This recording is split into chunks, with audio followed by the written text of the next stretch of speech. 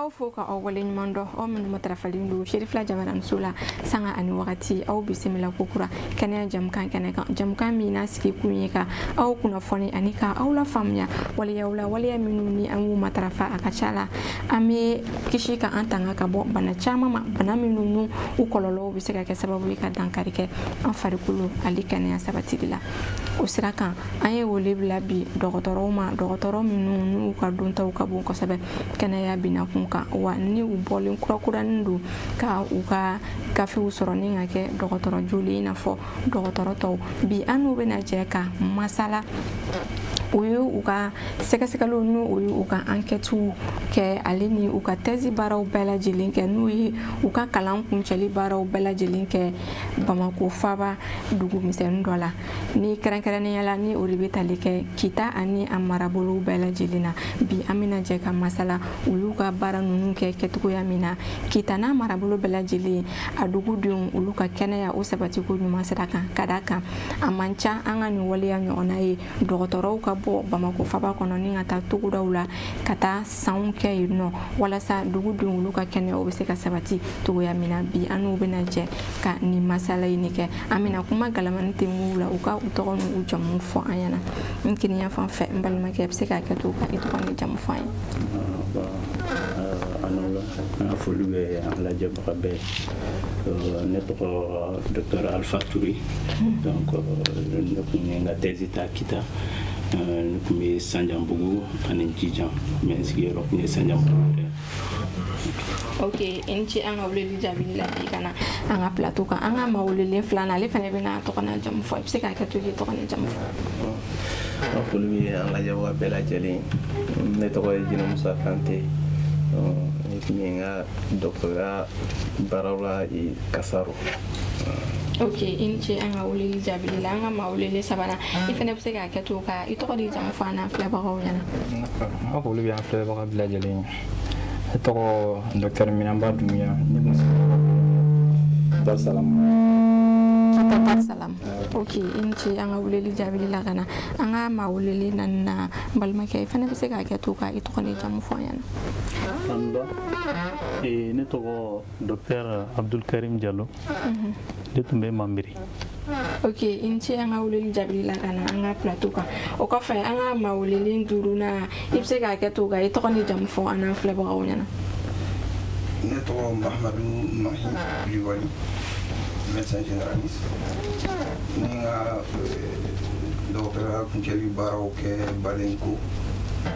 Ok, i ni ce an ka weleli jaabili la ka na plateau in kan bi ani ninnu de bɛna jaabi ka masala walasa ni ka ɲɛfɔli kɛ aw ye u ka baaraw bolila bolicogoya minnu na u ye gɛlɛya minnu sɔrɔ u ye nɔgɔya minnu sɔrɔ fo ka taa se o n'a ɲɔgɔnna caman ma an ka ɲininkali fɔlɔ bɛna tengu Dr Alifa la. Dr Alifa i kun da magara la i ka waleyaw baaraw bɛɛ lajɛlen kɛra Kita sigida min na yalima i bɛ se ka ɲɛfɔli kɛ an ye aw taga wagati fo kana se aw seginni ma a ko kɛra cogo di i ka sigida la Kita e kun bɛ Kita Faba de kɔnɔ wa ou bien e kun bɛ a dugu jumɛn na? D'accord. Bon, Anche, merci pour la question. Bon, nous entrons à Kita le 2 juin 2022. Donc, en une formation donc Bamako yan fɔlɔ ka fara an ye dɔnniya ɲini minnu kɛ médecine kalan yɛrɛ kɔnɔna na. Donc kɔfɛ an ye formation dɔw kɛ o formation bɛ taga enquête kɛcogo kan terrain kan. Donc k'an dege enquête kɛcogo la ani dugu kɔnɔ mɔgɔw bɛ se ka baara kɛ cogo min na ka ɲɛ. Donc kɔfɛ le 2 juin an bɛɛ taara Kita. Donc ne déployé kun bɛ n y'a fɔ cogo min na Sanjanbugu. Comme an bɛɛ kun tilatilalen don R2 R de santé an b'a fɔ cogo min na CESCOM fila de ni ɲɔgɔn cɛ. Donc mais ne kun bɛ Sanjanbugu ani Jijan de kun bɛ ne ka baara kɔnɔna na mais n kun sigilen bɛ Sanjanbugu yɛrɛ de. Ok, maintenant k'i to Sanjanbugu yalima Sanjanbugu CESCOM i ka baara kun bɛ kɛ kɛcogo jumɛn na hali i ni jamanadenw ni ɲɔgɔn cɛ yanni o cɛ an bɛ aw ladɔnniya k'a fɔ ko ni aw bɛ fɛ ka aw sen don jamukan in na aw bɛ se ka weleli kɛ nɛgɛjuru sira fɛ ni o de bɛ tali kɛ 93 91 68 92 oui ye an ka nɛgɛjuru sira ye n'a bɛ fɛ ka ɲininkali kɛ walima ni a bɛ fɛ ka aw hakilinaw di ka ɲɛsin jamukan in ma i bɛ se ka ɲɛfɔli kɛ an ye baaraɲɔgɔnya kɛra cogo jumɛn na yen sigida la. Donc an ka baara yɛrɛ bɛnnen kun bɛ muso kɔnɔmaw de ma an taga kunba yɛrɛ kun y'olu de mais comme an y'a fɔ cogo min na an bɛ bɔ comme médecin généraliste n'i y'a fɔ ko médecin généraliste o kɔrɔ de ye ka kɛnɛya bɛ se ka ɲɛsin bɛɛ ma donc mais an ka baara kuncɛli diplôme ɲini kun bɛnnen bɛ muso kɔnɔmaw de ma kɛrɛnkɛrɛnnenya na ka u dɛmɛ ka peseli kɛ ka ɲɛ donc ani ni tɔɔrɔya minnu sɔrɔ kɔnɔmaya kɔnɔna na u bɛ se ka dɛmɛ k'o ɲɛnabɔ cogo min na ani u n'u jiginna fɛnɛ donc ni gɛlɛya minnu sɔrɔ o kɔnɔna fɛnɛ na k'u dɛmɛ k'o ɲɛnabɔ donc an kun taalen b'o kɔnɔna de la bon baara ɲɔgɔnya kɔnɔna bon ne kɔni bɛ se k'a fɔ ne ka baara kɔnɔna na baara gɛlɛya bɛ baara o baara gɛlɛya bɛ sɔrɔ a la mais an bɛ se k'a fɔ a fanba bɛɛ la an ma gɛlɛya camanba sɔrɔ ani dugudenw yɛrɛ ni ɲɔgɔn cɛ ou bien ani an baara kɛɲɔgɔnw yɛrɛ ni ɲɔgɔn cɛ donc nin yɛrɛ y'a yɔrɔ ye n bɛ se ka foli di CESCOM ye CESCOM mɔgɔw ma donc tiɲɛna ne ma se ka gɛlɛya caman sɔrɔ baara kɛɲɔgɔnya la ne ni ɲɔgɔn cɛ ou bien ni dugudenw ni ɲɔgɔn cɛ. CPN kɔfɛ est-ce que aw kun bɛ baara wɛrɛw kɛ parce que n'i y'a faamuya aw de kun bɛ yen nɔ i n'a fɔ dɔgɔtɔrɔba o CESCOM ninnu na yalima ni ka sɔrɔ CPN tɛ baara wɛrɛ jumɛn bɛ yen nɔ aw ka baara kun bɛ ɲɛsin fɛn min ma. Donc an tagalen n'i y'a mɛn bon CESCOM généralement ni CESCOM ta surtout wulakɔnɔ CESCOM i bɛ taa sɔrɔ médecin tɛ yen donc généralement infirmier ani sage-femme ani infirmière obstétricienne de bɛ yen bon an kun tagali kun fanba ye k'u dɛmɛ baara in kɔnɔna na donc ka nɔgɔya caman lase donc an kun b'u dɛmɛ peseli la an kun bɛ peseli kɛ an bɛ lajigini kɛ donc an bɛ consultation générale kɛ donc an bɛ denyɛrɛninw fɛnɛ lajɛ ni denyɛrɛninw banana an kun b'o kɛ donc normalement dɔgɔtɔrɔ kan ka baara o baara kɛ CESCOM kɔnɔna na dɔgɔtɔrɔso kɔnɔna na an kun bɛ nin baara in bɛɛ kɛ an ka dɔnniya kɔnɔna na donc n'an y'a ye k'a fɔ minnu tɛ se ka kɛ CESCOM na i b'a ye an b'u latɛmɛ ka taa kita dɔgɔtɔrɔsoba la donc parce que CESCOM ninnu bɛɛ pratiquement bɛɛ kun ye CESCOM ruraliw de fo fila olu de kun bɛ kita faba yɛrɛ kɔnɔna na sinon a bɛɛ kun ye wulakɔnɔ CESCOM de. Ok maintenant n'a y'a ye k'a fɔ ko min gɛlɛyara aw ma n'a bɛ fɛ ka olu refere ka taga dɔgɔtɔrɔsoba la aw kun b'a di aw dɔgɔtɔrɔ ɲɔgɔn dɔw ma ka taa walima aw yɛrɛ de kun bɛ da u kan wali aw kun b'a kɛ kɛcogo jumɛn na. Bon o ɲininkali la ni i ye kita district sanitaire ta district sanitaire la CESCOM 40 ni kɔ ɲɔgɔnna de b'a kɔnɔna na 43 44 ɲɔgɔnna de b'a kɔnɔna na donc ni gɛlɛya kun y'an sɔrɔ généralement surtout musokɔnɔmaw ta fan fɛ an kun bɛ ambulance de wele ambulance kun bɛ bɔ dɔgɔtɔrɔsoba de la ka na musokɔnɔma nɔfɛ an ka dɔgɔtɔrɔso ninnu na. Ok o faamuyara an bɛ tila ka segin an ka ɲininkali filanan min na ten Dr Kante yalima i bɛ se ka ɲɛfɔli kɛ an ye e fɛnɛ ka sigida la e ka baara fɛnɛ kun bɛ ɲɛsin fɛn jumɛn de ma kɛrɛnkɛrɛnnenya la o yɔrɔ la yanni o cɛ an bɛ aw ladɔnniya k'a fɔ ko nɛgɛjuru sira bɛ yen ni mɔgɔ min bɛ fɛ ka don jamukan kɔnɔ k'i ka ɲininkali kɛ wali kelen n'i bɛ fɛ ka hakilina min di jamukan kan i bɛ se ka weleli kɛ 93 91 68 92 i bɛ se ka tɛmɛ n'i ka ɲininkali. Ok ne ye foli lase an lamɛnbaga bɛɛ lajɛlen ma tuguni donc comme n y'a fɔ n ka kuma daminɛ la ne tun bɛ Kasaro de. Kasaro awɔ Kasaro ale ye Kita ani Bamakɔ cɛ ale Kita cɛ ye kilo 72 ɲɔgɔn na fo ka taa se kilo 75 ma donc ni n ka dɔgɔtɔrɔya kuncɛli diplôme ɲini baaraw kɛ Kasaro a y'a fɔ cogo min na sani an ka taa Kasaro an ka nin baara in na sani an ka taa Kita an ye formation dɔw kɛ yan donc formation kɔnɔna la u y'an dege enquête kɛ cogo la donc an taara terrain kan an kan ka comporter cogo min na u y'an dege olu la donc bɔlen kɔfɛ an selen Kita u y'an réparti dɔgɔtɔrɔso misɛnninw ni ɲɔgɔn cɛ n'an b'a fɔ olu ma ko CESCOM donc CESCOM fila de dira an bɛɛ ma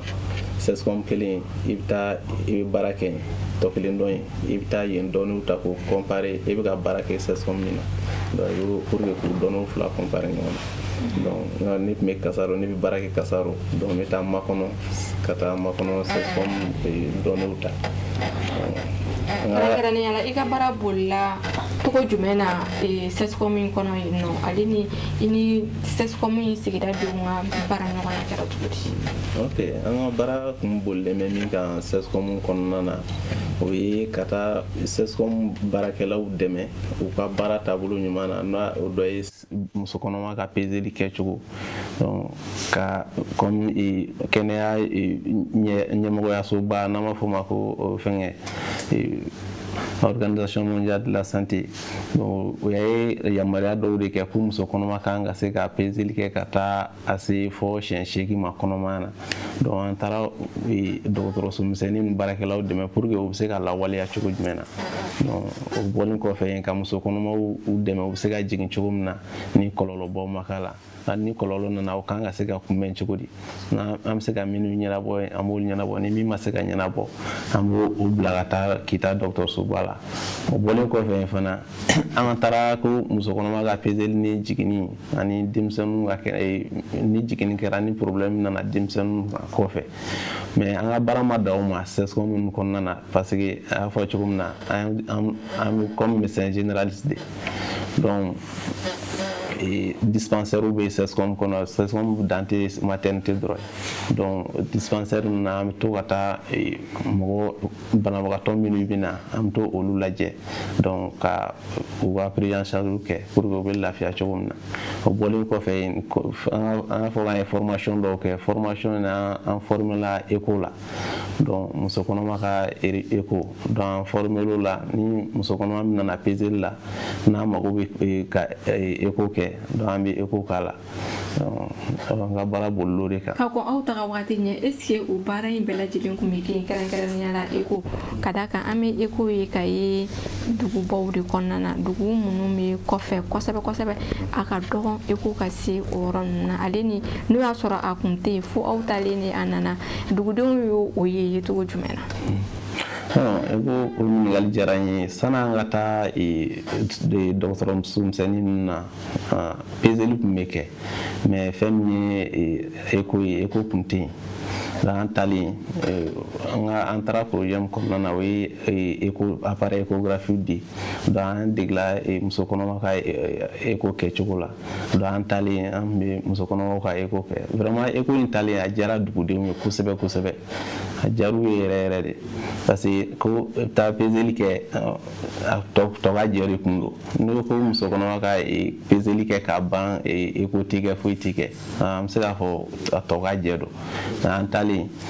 tun b'o baara ninnu bɛɛ kɛ fɔ yɔrɔ dɔw la o dugudenw yɛrɛ bɔra ka fête organiser ko u ye appareil échographique sɔrɔ o nisɔndiya kojugu ni ECHO yeli o b'a jira k'a fɔ ko ECHO tali o sigida in na a nafa bonyana kosɛbɛ ka ɲɛsin dugudenw ma. A nafa bonyana kosɛbɛ n t'a dɔn ni dugudenw yɛrɛ bɛ sɔrɔ olu de bɛ se k'a nafa o ye nafa hakɛ bɛ s'u ma sinon vraiment a nafa bonyana kosɛbɛ kosɛbɛ u ka fɛngɛ prise en charge la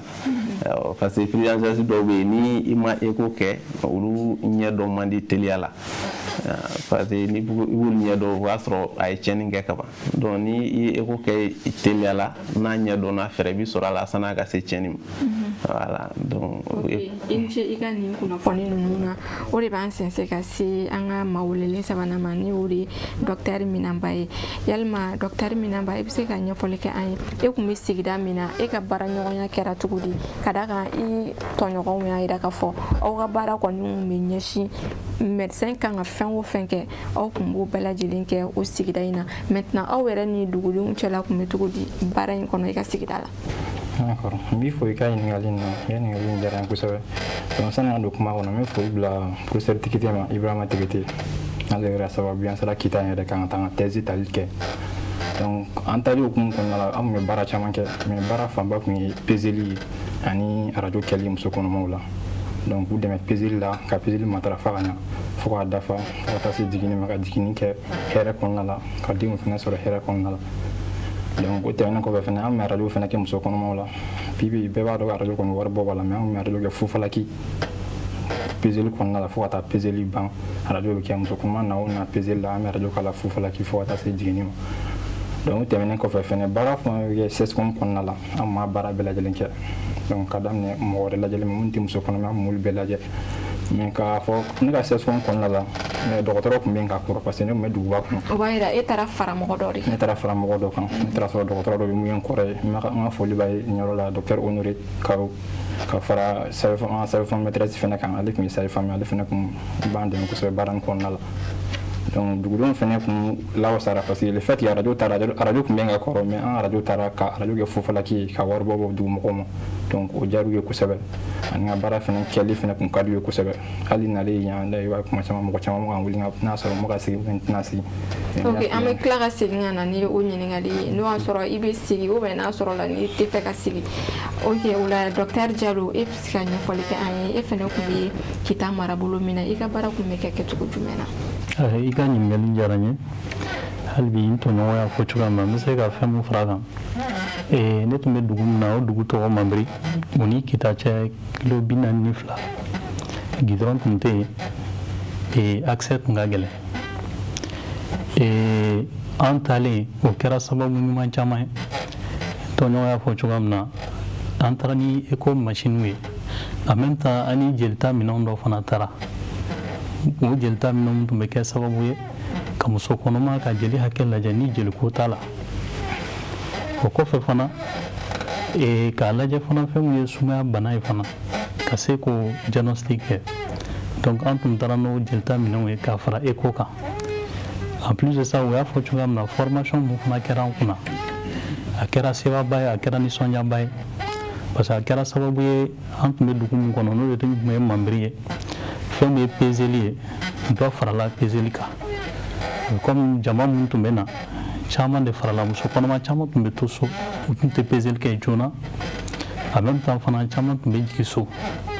donc an taalen o kɛra sababu ye ka camanba b'o la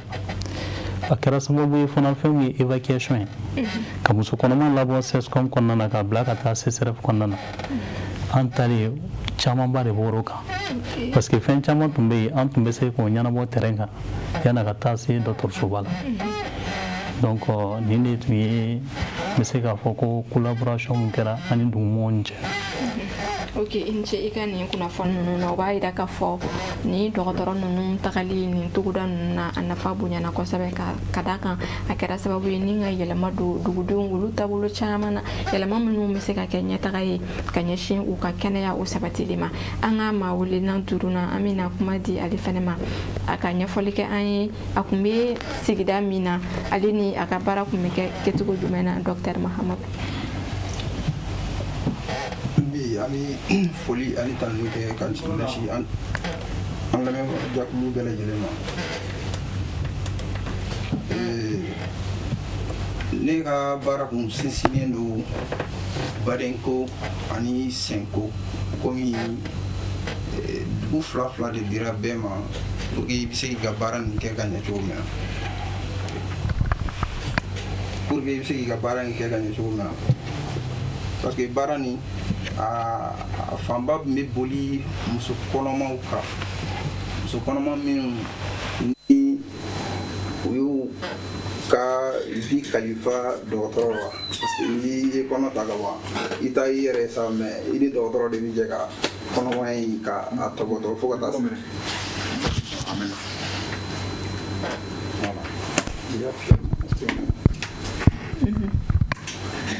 i ni muso kɔnɔma de bɛ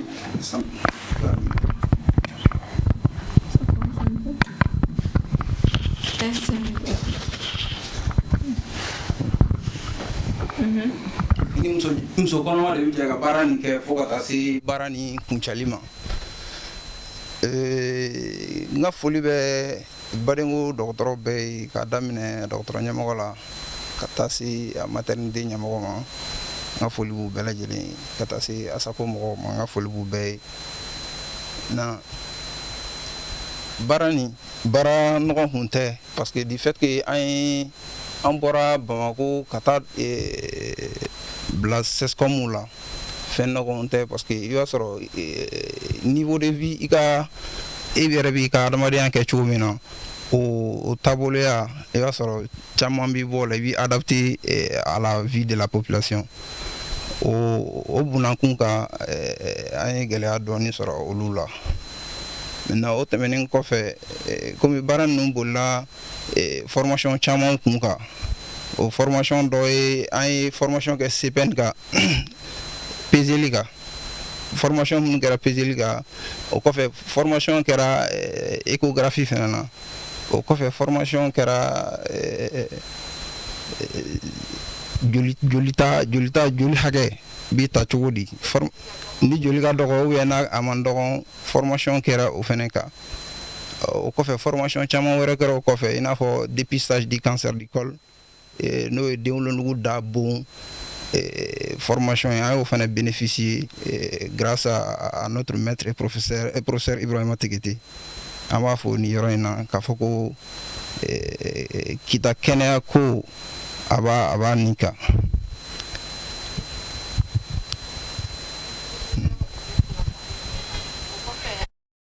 kuma galamani tɛngu Dr Alpha a y'a yira k'a fɔ ko sani aw bɛ se kita formation caman kun kɛra aw kunna i n'a fɔ formation min kɛra ka ɲɛsin CPN ma i bɛ se ka ɲɛfɔli kɛ an ye aw sera ka jamanadenw u ka kɛwalew yɛlɛma cogo di pour que u ka se ka na CPN kɛ a y'a kɛ cogo di CPN yɛrɛ a sera ka ɲɛfɔ u ɲɛna cogo jumɛn na ani nafaw jumɛnw de bɛ CPN kɛli la ne bɛ se k'o ɲɛfɔ an ɲɛna. D'accord n bɛ foli di ma i ka ɲininkali la donc n y'a fɔ cogo min na an ye enquêtew de kɛ fɔlɔ na daminɛ kɛra min ye an b'a fɔ ma enquête de ménage o kɔrɔ ye ka taga duw yɛrɛ kɔnɔna na ka taa sigidaw yɛrɛ la donc ka taa muso den kuraninw bɛ minnu bolo donc k'olu ɲininka ka i ka kɔnɔmaya tɛmɛnen na i y'a kɛ cogo di o kun kɛkun ye mun de ye o kun ye k'a lajɛ fɔlɔ la an bɛ ka taa yɔrɔ min na peseli bɛ kɛ yen cogo di yanni an kun ka taga donc u ka peseli kɛcogow lajɛ u ye gɛlɛya minnu sɔrɔ o kɔnɔna na k'o fana jateminɛ donc o kun kɛkun ye ka barrière bɔ dɔgɔtɔrɔw ni sigida mɔgɔw ni ɲɔgɔn cɛ ka t'u yɛrɛ ɲininka gɛlɛya jumɛn aw bɛ gɛlɛya jumɛn de sɔrɔ peseli la o y'a sɔrɔ voilà se olu ma mais olu kun tɛ wuli ka na olu kun tɛ na an ma an yɛrɛ de kun bɛ wuli ka taa kuru la donc o y'a sɔrɔ an kun ma taga yen yɛrɛ u t'a dɔn fɛnɛ k'a fɔ k'an kun bɛ taga yen donc o kɛkun kun ye k'u ka gɛlɛyaw de recenser k'a dɔn u kun bɛ peseli kɛ cogo min na fɔlɔ ani gɛlɛya minnu kun b'u kan donc o dɔw la i b'a ye an ye gɛlɛya minnu recenser yen kosɛbɛ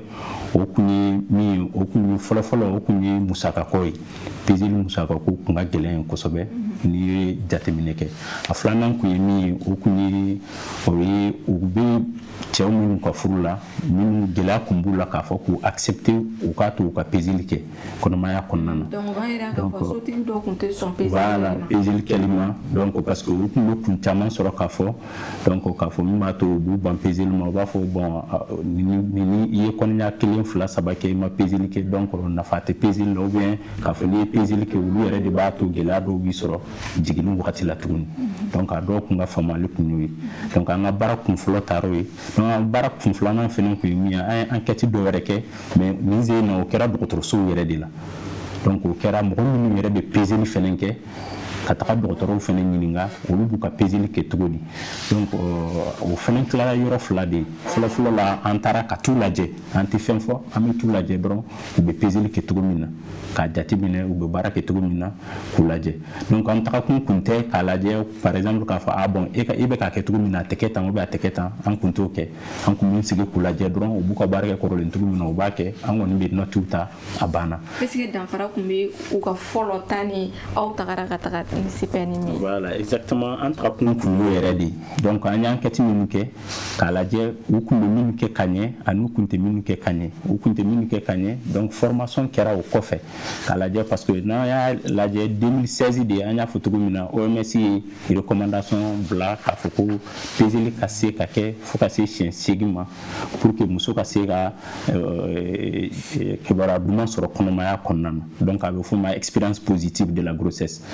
donc mais folo la ku be ke de ko muso ku nga pesel ke ko ka se ka shen nani soro donc mais aya yi ka fo 2016 antara yi wakati min 2022 no wa soro o kuma implanté kita tout da c'est comme la alsa ku be ka continuer ni korole indi ba soro do ku be pesel da min wakati mi wa soro kono ma yere kalu lon fla soro donc lu yara bolo ka fo pesel man kan ga ke ni kono matani ko sobe donc alors que o mesi ka recommandation courant na fora comme so ka pesel kelinke au moins yani kono ka kalo saba soro donc recommandation 600 recommandation yo de fo ko pesel folo ka ke yani muso ka kalo saba soro donc en information ko fait ka laje ka gela mi be ko gela yo recensi bon pesel ko mesi ni recommandation courant mun deke anga pesel ketandi donc formation kera DTC do yi docteur so mun mo wi ani maternité mo min be baraka maternité la ou be de weli la kana kita anya futugo mina ça concerne 20 SESCOM donc 20 SESCOM est responsable des maternités ani DTC ou be de weli la kana formation ki ku kala je pesel recommandation courant yi ni fo pesel kanga ketandi donc il bita sur SESCOM do wera kuna ou kumbe pesel don ira de ka fo bi pesel be ke tene avec araba avec juma donc don do fenena teke ou be bita sur ni pesel damina na 100 midi bana se droit ambabla donc ni mo wera na no ko fe o lube la segi ka fo pesel bana donc pesel kum tika dongodo voilà aw takali aw kuma ke o ketugo la wa aw takum ke dongodo voilà donc yoro do la kum tika dongodo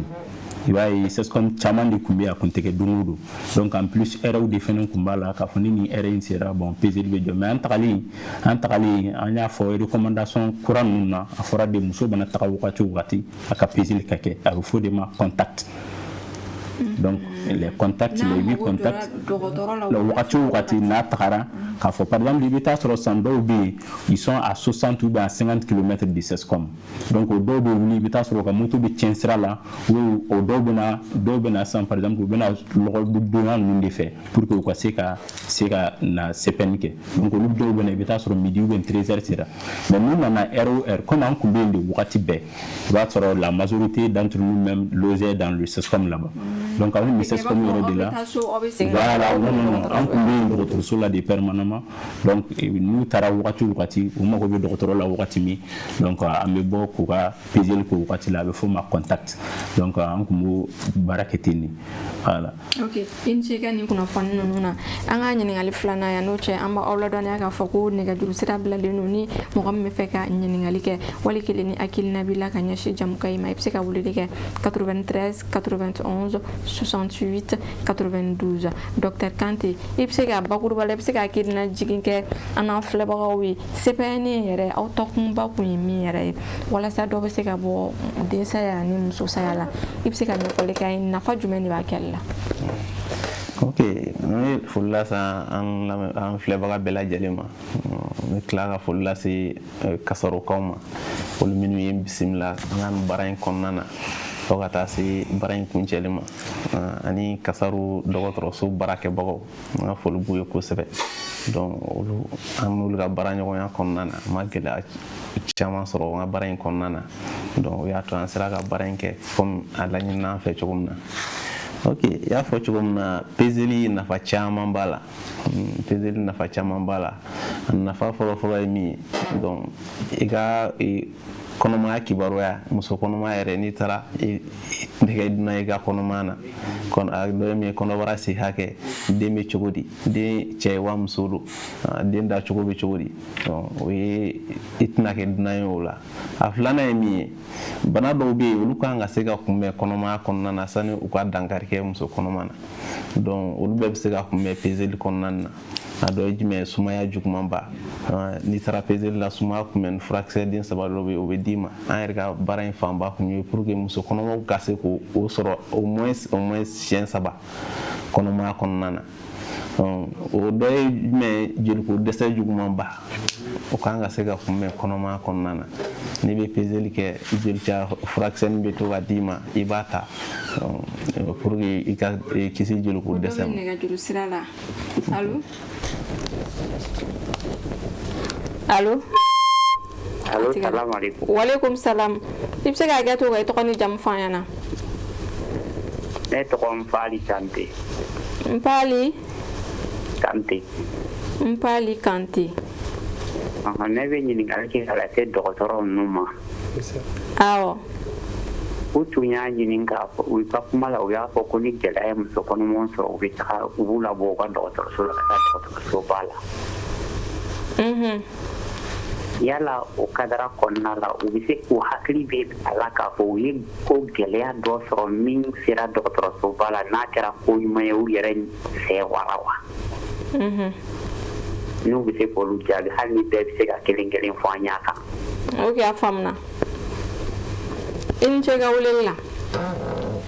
N'a bɛ fɛ ka weleli kɛ ka ɲininkali kɛ aw bɛ se ka an wele nɛgɛjuru sira fɛ n'o de ye 93 91 68 92. Ka aw ladɔnniya k'a fɔ an ni dɔgɔtɔrɔ ninnu de bɛ ka jaabi ka masala jamukan kan, jamukan min ni ale babuse de bɛ tali kɛ denmansaw olu ni man ka to muso kɛlɛ la wa den si fana man ka to muso kɛlɛ fana na. Den ale ni kan ka to a kɛnɛma, ba fana ale fana ka kɛnɛyaw bɛɛ lajɛlen kan ka sabati jiginni ale hukumu kɔnɔna na. O de ye bi jamukan yɛrɛ babu se ye. Donc aw bɛ se ka ɲininkali min posera ni o de ye ni cunka ani balaka wuli mana na ni aw bɛ références kɛ ni ka olu bila ka taga yalima jumɛn de kɛra min ni ale kɛra wasa ye aw bolo aw ka évacuation kɔnɔ ni bɛ se ka o ɲininkali jaabi kuma bɛ e min bolo an bɛ wagati min na sisan. Ok, o ɲininkali diyara n ye. Donc e bɛ se k'a fɔ an ka ne tun bɛ kasaro gɛlɛya dɔw nana fɔ an ye u bila ka taa kita dɔgɔtɔrɔsoba la. Bari an ka muso ninnu bilali ka taa kita dɔgɔtɔrɔsoba la caman na ne yɛrɛ tun bɛ da o caman kan ka taa. Malgré dɔgɔtɔrɔ bɛ bɔ kita u ni ambulance bɛ bɔ kita kana ne yɛrɛ bɛ fara u kan ka taa n'u ye. A dɔw la n'an sera yen ni min kan ka kɛ opération ye non an yɛrɛ b'an labɛn ka yɛlɛn an kita dɔgɔtɔrɔso ɲɛmɔgɔw fɛ ka yɛlɛn ka opération kɛ. O b'a yira k'a fɔ ko aw tɛ dan ka taga ni a ye dɔgɔtɔrɔsoba la mais n'aw sera yen fɛnɛ a kan ka kɛ kɛcogo min na fɛnɛ aw yɛrɛ de b'o baaraw bɛɛ lajɛlen. An yɛrɛ de b'o baaraw an b'u dɛmɛ o baara ninnu bɛɛ la. A dɔ ye min ye muso dɔ ka tin gɛlɛyara ne bolo n ye ambulance wele kita bari gɛlɛya min donna a la muso in wolonugu tun bɛ fɛ ka ci de donc ni wolonugu dun cira den kuma tɛ yen la an bɛ ba de majɔrɔ o la sisan bari den bɛ kɛ yɔrɔ min na ni o cira den bɛ bɔ o kɔnɔ ka na kɔnɔbara kɔnɔ den bɛ se ka balo wolonugu dɔrɔn de kɔnɔ. O ye gɛlɛya o ye gɛlɛya an y'o dɔ sɔrɔ donc n dar'o kan ka taa an taalen kita dɔgɔtɔrɔsoba la alihamdulilayi an taara muso opéré la donc den ɲuman bɔra ba ɲuman bɔra. Ok i ni ce i ka nin kunnafoni ninnu na o kɔfɛ docteur Minanba e évacuation jumɛn de kɛ ni a tilala ka jaabi ɲuman di i ma aw selen yen nɔ i bɛ se k'i da don o la k'o fɔ an ye. Jaabi ɲininkali diyara n ye comme ne tun bɛ cogo min na ne tun bɛ n ka CSCOM na en même temps ne tun bɛ baara kɛ CSRF la parce que ne ka CSCOM tun bɛ duguba kɔnɔ a kun ka surun CSRF la. Donc là ne bɔra évacuation de la CSRF la ka taa dugu misɛnnin dɔ la muso kɔnɔma dɔ tali la u kun y'a jira ko muso kɔnɔma nin kɛ den in sɛgɛnna a kɔnɔ den in bɛ fɛ ka to a la yɛrɛ donc ne taara o évacuation na mais n taara lajɛ n y'a ye ni den ka kibaruya lamɛn k'a lajɛ k'a fɔ den in a bɛ nin na en même temps ninakili hakɛya fana ka ɲi n kɔni bɛ se ka jigin mais a ɲuman kɔni min ne nana a nɔfɛ ne kan ka segin n'a ye donc ne ka baara tɔ kɛ donc o seginni kɔnɔna la san de nana san nana fo ka sira tunu sira yɛrɛ bɛɛ kɛra ji ye donc ambulance yɛrɛ balanna an tɛ sera ka bɔ ambulance balanna yɛrɛ ji fo ji donna ambulance kɔnɔ an bɛ ambulance kɔnɔ ji b'a kɔnɔ donc ko laban cogo min na comme n y'a fɔ cogo min na muso kɔnɔma min don a kun y'a kɔnɔya fɔlɔ de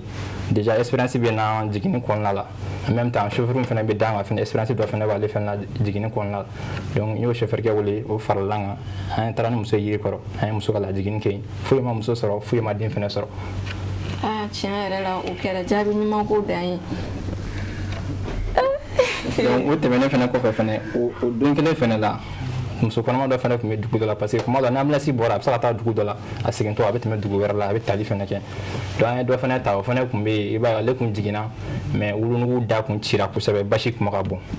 mais ne fɛrɛ kɛ pour que basi ka se ka jɔ a ka se ka kitala sɔrɔ cogo min na mais ambulance balanne ne fɛrɛ kɛ pour que basi ka se ka jɔ k'aw bɛ ka tila ka ɲɛfɔ a cɛ ɲɛna a ka moto ta donc dɔ ka sigi muso kɔfɛ ka taa ni muso ye a da wala pour que a wolonugu da labɛn donc y'o fɛnɛ tiɲɛ yɛrɛ la o waleya ninnu olu ni foli ka kan min b'a yɛrɛ k'a fɔ tiɲɛ yɛrɛ la dɔgɔtɔrɔw olu jɔyɔrɔ ka bon kosɛbɛ togodaw la jamanadenw olu ka kɛnɛya sabatili hukumu kɔnɔna na kɔfɛ docteur Diallo e bɛ se ka ɲɛfɔli kɛ an ye e ka évacuation kɔnɔna na i ye jaabi minnu sɔrɔ a kɔnɔ i bɛ se k'o fɔ an ye. I ni ce ɲininkali la ne bɛ se ka kun fɔ an ye gɛlɛya minnu sɔrɔ évacuation ninnu na d'abord district sanitaire de Kita a district ka bon ambulance bɛrɛ tɛ yen CSRF kɔnɔna na mun bɛ kɛ sababu ye ka taa musow ta c'est à dire que ne y'a fɔ ko n bɛ Mamiri 42 km de Kita a accès ma nɔgɔn kilomɛtiri 42 ani fila o de bɛ ani Kita cɛ a sira man ɲi wa ambulance ko fana bɛ yen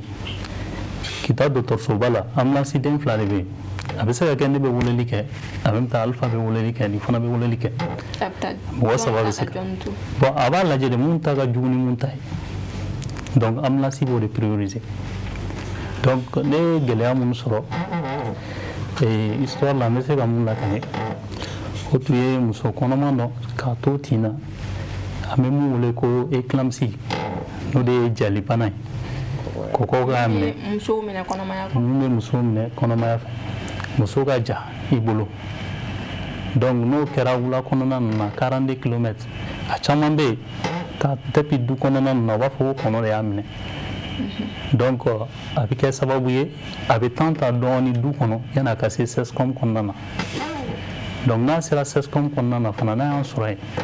fura minnu b'an bolo CSCOM kɔnɔna na mun bɛ kɛ sababu ye ka dɔ bɔ jalibana ninnu na an b'o fura k'a la yanni ambulance ka na donc waati dɔ ambulance bɛ temps ta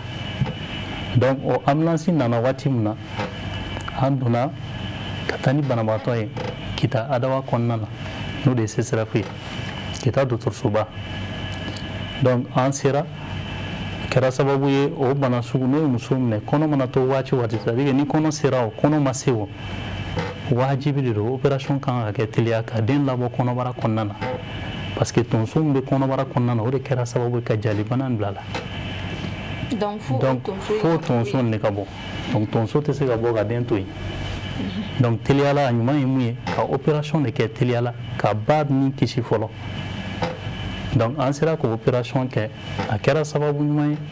ba kɔni sera ka kisi mais fɛn min ye den ye o kɔni o ma se ka kisi o ni tora la donc nin ye gɛlɛya ye baara senfɛ an ye gɛlɛya minnu ye. ok i ni ce ka nin kunnafoni ninnu na an bɛ nɛgɛjuru sira labila n'a b'a fɛ ka don ka ɲininkali tɛmɛ dɔgɔtɔrɔw la 93 91 68 92 o kɔfɛ docteur Alpha e bɛ se ka ɲɛfɔli kɛ i ka évacuation na siraw fɛ i ye gɛlɛya minnu sɔrɔ ale ni i ye jaabi ɲuman minnu sɔrɔ a kɔnɔ. bon ne kɔni bɛ se ka exemple kelen de fɔ bon nin yɔrɔ in na tiɲɛ na o y'a sɔrɔ an tagali yɛrɛ ma hali kalo 3 ɲɔgɔnna sɔrɔ o fana kɛra samiyaba dɔ de fɛ en mois de septembre comme ça je me rappelle très bien en septembre 2022 donc an ye tin muso kɔnɔma dɔ sɔrɔ a kun delila ka opérer donc normalement ni muso delila ka opérer i b'a ye ni opération o kɔfɛ a bɛ fɔ ko n'i ye kɔnɔ ta i ka peseli bɛɛ kan ka kɛ dɔgɔtɔrɔsoba yɛrɛ de la donc ani jiginni mais an y'a ye nin bon komi opération ɲɛsira ɲa ma i b'a ye dɔw bɛ yen u b'u ka kɔnɔma u b'u ka peseli dogo u tɛ sɔn ka fɛn fɔ dɔgɔtɔrɔw ɲɛna i b'a ye dɔw bɛ yen u b'u ban peseli yɛrɛ ma donc u bɛ kɔnɔmaya dogo u bɛ kɔnɔmaya fɛn kɔnɔmaya to yen u tɛ peseli kɛ donc ale ta la a y'a to yen a ma peseli kɛ fo kɔnɔ nana se tuguni fa nana don tin na mais a donnen tin na wagati min na u nana n'a ye dɔgɔtɔrɔso la o y'a sɔrɔ den balamininen de don an b'a fɔ min ma position transversale présentation de l'épaule donc den balamininen don n'o dun kɛra dɔrɔn jigincogo foyi de t'o la f'a ka opérer donc o y'a sɔrɔ ale dun opérer la siɲɛ kelen donc an ye ambulance wele mais a wagati y'a sɔrɔ cogo min na balimakɛ Jalo y'a fɔ cogo min na o y'a sɔrɔ Sanjanbugu bɛ à 45 km de Kita à peu près donc o y'a sɔrɔ accès tɛ yen yɛrɛ parce que n'o wagati ninnu kun sera ambulance kun tɛ se ka se Sanjanbugu donc i b'a ye ambulance bɛ na yɔrɔ wɛrɛ de o b'i jɔ yen aw bɛ fɛɛrɛ kɛ ka muso lase ale ma yen donc c'est comme nous pratiquement blanc si tout chibulu donc a dona ay muso do katkatani de kono mais malheureusement a do fene na tuguni o katkatani tigi katkatani min ko dugu kono e essence kunto fene ko bon ne yɛrɛ de ka moto fɛnɛ kun jɔlen bɛ yan ne ka moto essence de bɔ ka kɛ katkatani kɔnɔ 2h du matin ne yɛrɛ ka tila ka su dugu tilan fɛ ne yɛrɛ ka tila ka da muso kan tuguni samiya fɛ a donna 20 km comme ça an ye min kɛ a ka ca ni 2h ye parce que a tɛ se ka bouger kosɛbɛ sira tɛ sɔn siraw man ɲi bon contraction bɛ muso kan a bɛ tin de la donc den balamininen don an kun sirannen don min ye kosɛbɛ o y'a ye ultrason daw ka ɲɔgɔn bila parce que o fana bɛ kɛ kɔlɔlɔ voilà parce que o bɛ kɛ kɔlɔlɔ n'o kɔni kɛra dɔrɔn o y'a ye ba yɛrɛ de ni bɛ se ka to a la donc den yɛrɛ tɛ jate o fɛ tuguni donc n taara n'a ye heureusement an taara ka taa muso don ambulance kɔnɔ a don donc an taara ka taga opération kɛra mais heureusement an y'a sɔrɔ wolonugu ma ɲɔgɔn bila den fɛnɛ bɔra ka ɲɛ mais hala yɛrɛ sigintɔ la tuguni an ye essence min fɛngɛ ja o katkatani fɛnɛ bɛ ka essence bɔn cɛ an ka essence tilala ka banna sira la tuguni ouais muso kɔni sera n'a ye mais ba kisira mais an yɛrɛ kɔni sira dugu wɛrɛ de la tuguni fo dugu de an ka tila ka kɔfɛ docteur Mahamadou yalima e bɛ se ka ɲɛfɔli kɛ an ye i ye gɛlɛya minnu sɔrɔ i ka évacuation na ale ni n'a sɔrɔ i ye jaabi ɲuman sɔrɔ i ka évacuation in kɔnɔna na.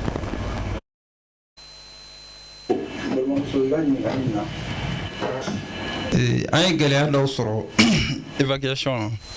an ye gɛlɛya caman sɔrɔ komi n tɔɲɔgɔn bɔra ka fɔ cogo min na parce que Kita ye district ye min n'a ka bon kosɛbɛ c'est comme bi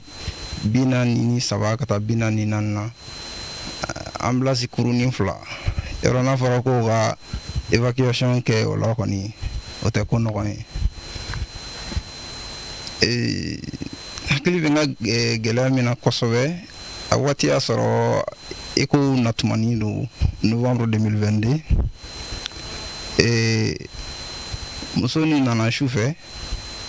ala y'a kɛ a nana ni basi bɔn de ye ani dimi tun b'a kan maintenant an y'a lajɛ k'a sɔrɔ a tɛ tin na an ye ECHO k'a la maintenant ECHO kɛli a la an hakili tora an ye bana min sigi sen kan k'a fɔ ko o bɛ a la n'o ye HRP hématome rétroplacentaire ni o ye bana ye bana min b'a la ni muso kɛlɛ fanba sababu ye ale ye an y'a sɔrɔ o bɛ muso la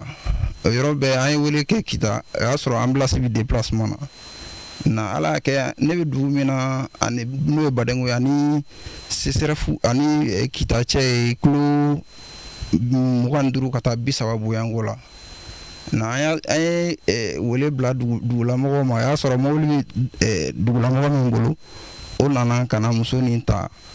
an taara ni muso in Adawa la directement a kɛra césarienne quand même l'enfant ne vivait pas puisque depuis au CESCOM an y'a lajɛ an y'a sɔrɔ den nin tɛ nin na ECHO la o la o kɔni na ba kɔni sera ka sauver k'a sɔrɔ a ma kɛ ni kɔlɔlɔ ye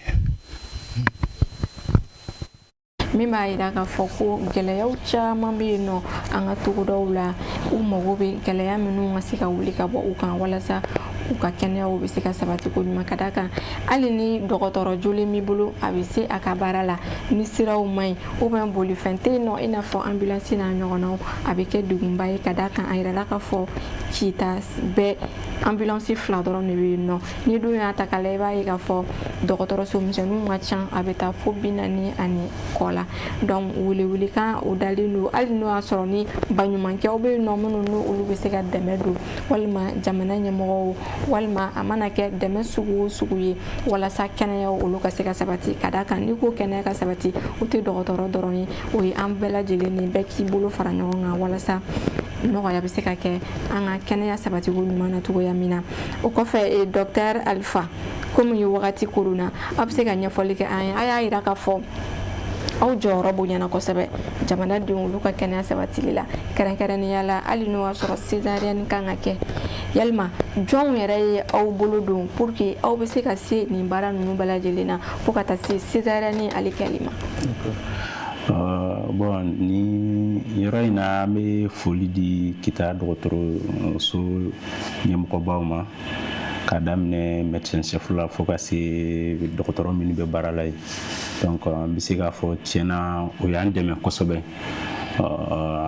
an bɛ taa wagati min na k'a daminɛ docteur Li la docteur Amadou Li donc o de y'an reçoit comme médecin gynécologue obstétricien donc o de an bolo don césarienne na ye donc kana docteur Moussa Doumbia docteur Kadri Sanogo donc an ka nin yɔrɔ in na an ka foli bɛ sisan gynécologue fila de b'an bolo yen sisan alhamdulillah n'o ye docteur Abdul Kasum Kayantaw ani docteur Fantamadi Keita donc olu de y'an dɛmɛ tiɲɛna k'an dege césarienne kɛli la ani intervention obstétricale fɛn o fɛn donc an bɛ se k'a fɔ alhamdulillah o y'an dege a bɛɛ kɛli la donc an bɛ foli lase nin yɔrɔ in na fɛnɛ sage-femme maîtresse bɛ yen donc madame Jawara Fatim donc ka sage-femme tɔw fɔ sage-femme caman bɛ yen donc an da tɛna se a bɛɛ tɔgɔ ma mais an ka foli b'u bɛɛ ye donc ani kita maternité baarakɛɲɔgɔn bɛɛ.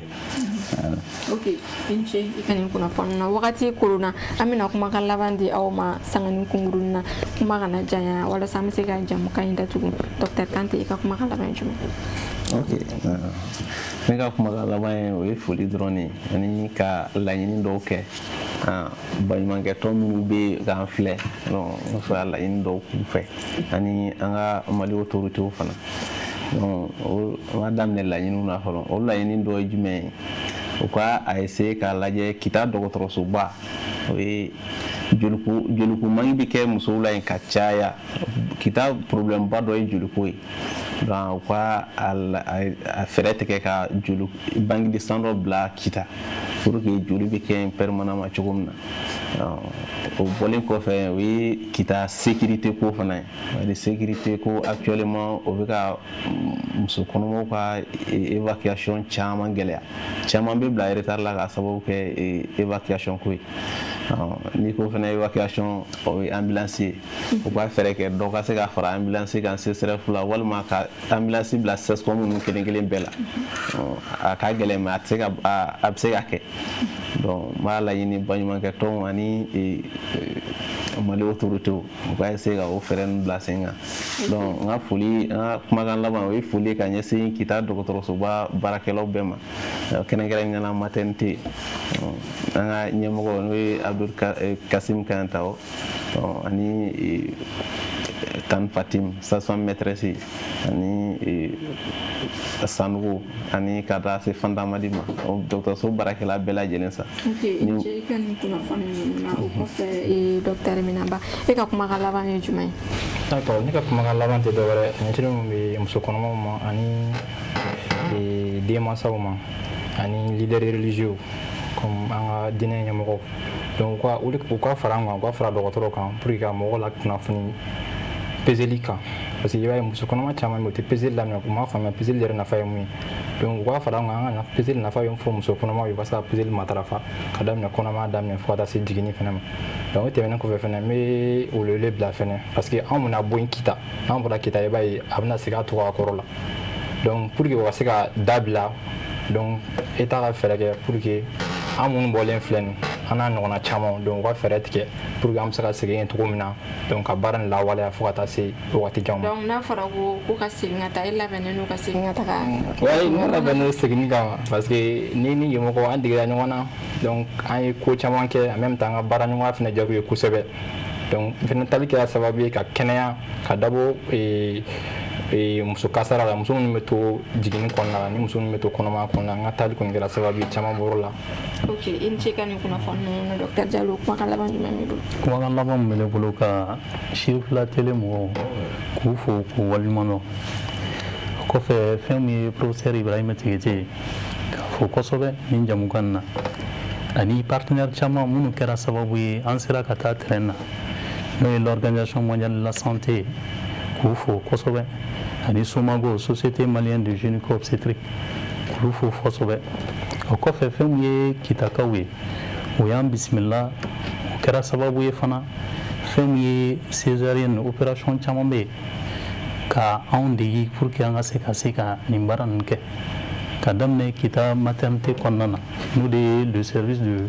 gynéco-obstétrique du CCRF a ɲɛmɔgɔ n'o de ye docteur Abdul Kasum Kayantawo k'a fɔ kosɛbɛ ani docteur Fantamadi Keita ani docteur Kadri Sanogo olu kɛra sababu ɲuman ye ka anw former ka ɲa a bɛ fɛn mun ɲini fɛn mun ye autorité ani des bons volontaires hali bi fɛn mun ye les SESCOM les différents SESCOM au Mali il y a plusieurs SESCOM au Mali o k'a lajɛ hali bi fɛn mun ye ka médecins k'u intégrer SESCOM kɔnɔna na o bɛ kɛ sababu ye ka fɛn caman bɔ surtout la mortalité maternelle la morbide naissance ni fɛn ninnu a bɛ caman bɔ a la jɔyɔrɔba de bɛ yen o dɔgɔtɔrɔso ninnu kɔnɔna na donc o de ye ne ka kuma ye k'a lase autorités ma. fan ninnu na docteur Mahamadu i ka kuma laban ye jumɛn? foli ni talimi ye k'a lasi an lamɛnbaga jɛkulu bɛɛ lajɛlen ma ni ka ɲɛsin Sherifula TV ma hali bi an ka fara ɲɔgɔn kan pour que ka se ka kɔnɔmaya a ka se ka kɛ damu ye cogo min na parce que ka kɔnɔmaya kɛ damu ye o ye den ani ba o ɲuman bɛ se ka bɔ jubatɔso kɔnɔ cogo min na hɛrɛ ni baden na o de ye kɔnɔmaya kɛli damu ye o de ye an ka laɲini belebeleba ye parce que an bɛ sira fɛn min ye o ye kɔnɔ taara ala k'an kisi den ɲuman ma bɔ ou bien ba ɲuman ma bɔ o tɛ an ka laɲini ye maintenant pour que o ka kɛ il faut que an ka fara ɲɔgɔn kan ka musow sensibiliser ka musokɔrɔbaw sensibiliser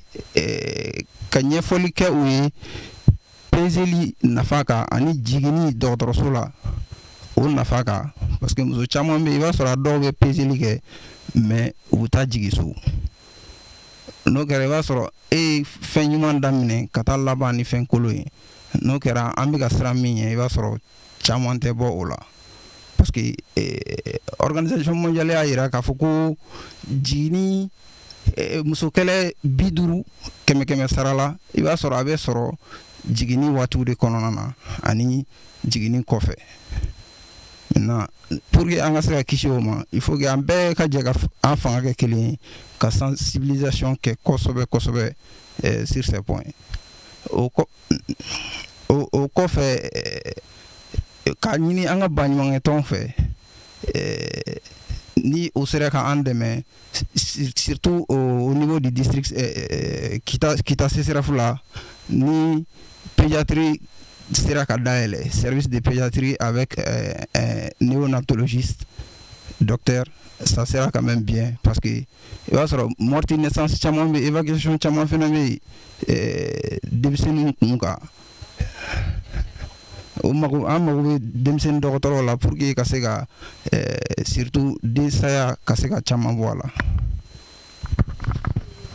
an ka jamukan kɔni sera a kuncɛyɔrɔ la dakuruɲa kelen ka kuma laban. D'accord bon dakuruɲa kelen foli bɛ Sherifula TV mɔgɔw ye olu de y'a to bi an kumakan bɛ se ka lamɛn fan bɛɛ fɛ bi donc o bɛɛ ye sensibilisation kɛli dɔ ye donc ne kɔni bɛ kumakan laban min o ye vraiment o ye système de référence ko ye Kita système de référence ka gɛlɛn Kita bi trop ka bɔ dɔgɔtɔrɔso fitinin na ka taa dɔgɔtɔrɔsoba la ou bien ka bɔ dɔgɔtɔrɔsoba la ka Bamakɔ yan yɛrɛ sɔrɔ o gɛlɛyaba bɛ Kita bi donc ni y'an ka décès caman ta i bɛ taa sɔrɔ an ka décès fɛn o fɛn bɛ kɛ i bɛ taa sɔrɔ plus de 10 à 20% o bɛɛ bɛ kɛ i b'a ye u su de bɛ se dɔgɔtɔrɔso la ou bien u bɛ se heure 1 heure 2 u bɛ décédé donc o b'a yira ambulance tɛ i bɛ sigi ka wagati jan kɛ pour que ambulance kɔnɔ parce que généralement SESCOM ninnu i bɛ ambulance wele de a bɛ bɔ CCRF la ka na SESCOM na o kɔfɛ ka muso ta ka bɔ SESCOM na ka taa n'a ye tuguni an dun b'a dɔn distance ka jan sira ka gɛlɛn mais n'a y'a sɔrɔ sisan ambulance bɛ yen indication bɛ posé yɔrɔ min na dɔrɔn muso bɛ taa ka taa n'a ye donc o bɛ caman bɔ gɛlɛya ninnu donc ne ka kumakan laban ye o ye. kunnafoni ninnu na ka aw ladɔnniya k'a fɔ bi an ka babusen kun bɛ tali kɛ denbaw ale ni denw yɛrɛ mɔgɔ si ni kana to jiginni senfɛ hakili la ne ni aw an bɛɛ lajɛlen ye faamuyali ko ɲuman sɔrɔ jamukan in na kɛrɛnkɛrɛnnenya la kita ani an n'u kan dugu bɛɛ lajɛlen na ni jamukan in ye yirali kɛ an na ko caman na ne ni an filɛbagaw an ye fɛn minnu faamuya k'a ye k'a fɔ ko laɲini caman bɛ yen nɔ hali bi minnu n'u olu ma sabati kita ani a marabolo bɛɛ lajɛlen na nin b'a yira k'a fɔ hali n'i ye dugu misɛnnin tɔw fana ta i bɛ taa sɔrɔ nin degun kelen o de fana bɛ sɔrɔ o yɔrɔ ninnu na ni min bɛ se ka dɛmɛ min kɛ an bɛɛ lajɛlen ka an bolo di ɲɔgɔn ma walasa dɔ bɛ se ka bɔ basaya ale ni densaya la ka d'a kan nin tɛ dɔgɔtɔrɔw dɔrɔn jɔyɔrɔ dɔrɔn ye aw ni ce aw ka ɲamadali la a k'an bɛn